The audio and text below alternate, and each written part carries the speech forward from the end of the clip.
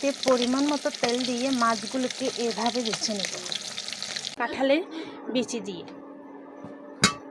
কড়াইতে দিয়ে দিলাম পরিমাণ মতো তেল, তার সাথে দিয়ে দিব গোটা ফোড়ন, পেঁয়াজ। একটু হালকা হালকা লাল হয়ে আসলে দিয়ে দিব কেটে রাখা কাঁঠালের বিচিগুলো।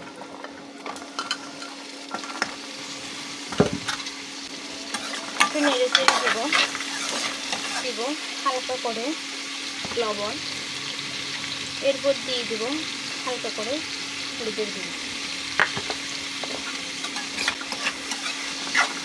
প্রথমে কাঁঠালের বিচি থেকে একটু তেলের মধ্যে হালকা করে ভেজে নেব।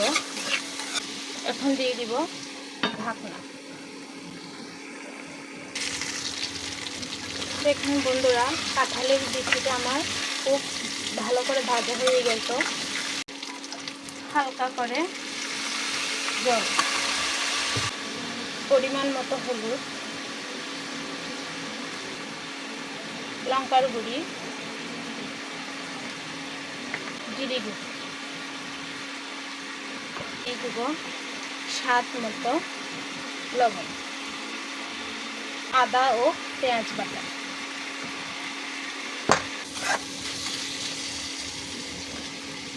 একটু জল দিয়ে দিব, আর যাতে মশলার গন্ধটাও চলে যায়। দেখেন তরকারিটা কিন্তু আমার খুব ভালো করে কষা হয়ে গেল। কাঁচা লঙ্কা, আবার পরিমাণ মতো জল, এরপরে দিয়ে দিব ভেজে রাখা মাছগুলি। আসলাম আজকে আরেকটি নতুন রেসিপি নিয়ে, সেদ্ধ করা আলু দিয়ে ডিম অমলেট। এর প্রথমে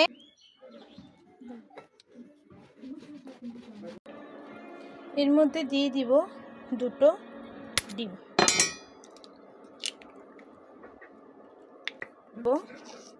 পরিমাণ মতো লবণ,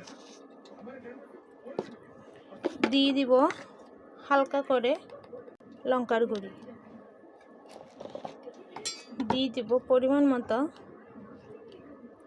হলুদ, অল্প করে জিরে গুঁড়ি, ওর দিয়ে দিব কেটে রাখা পেঁয়াজ, ওর দিয়ে দিব কাঁচা লঙ্কা কুচি।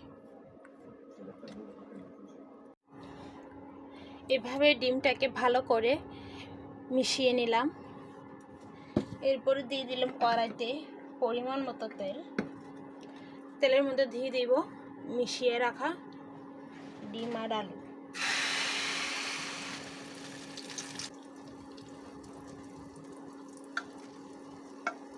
এরপরে দিয়ে দিব ঢাকনা। ডিমগুলোকে এভাবে পিস পিস করে কেটে নিলাম।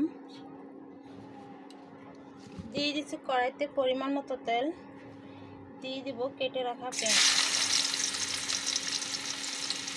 এরপরে দিব যাতে পেঁয়াজটা বাদামি কালারের হয়ে আসে। এই দেখুন আমার পেঁয়াজটা সুন্দর করে বাদামি কালার হয়ে এসেছে। এর মধ্যে দিয়ে দিব কিছু গোটা মশলা, বেটে রাখা রসুন ও আদা ও পেঁয়াজ বাটা, দিয়ে দেব স্বাদ মতো লবণ, লঙ্কার গুঁড়ি, দিয়ে দেব পরিমাণ মতো হলুদের গুঁড়ি, দিয়ে দেব জিরে গুঁড়ি। ভালো করে মিশিয়ে নেব যাতে মশলার গন্ধটা চলে যায়। ছেঁড়া কাঁচা লঙ্কা,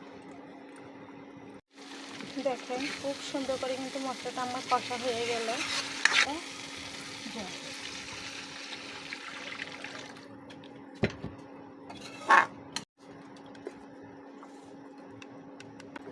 করে ঢাকনা দিয়ে দেব। গরম মশলা একটু নেড়ে চেড়ে দেব।